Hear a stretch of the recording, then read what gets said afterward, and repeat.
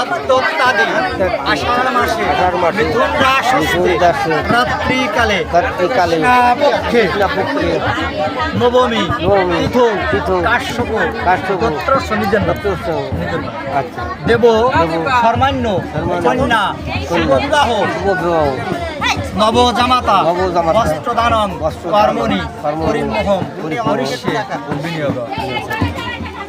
এটা নিয়ে আপনি আপনার রাখেন। দুজন উঠে দাঁড়াচ্ছেন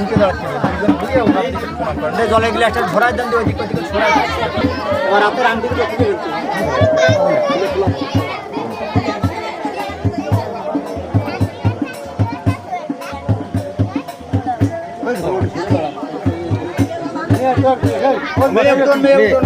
আমি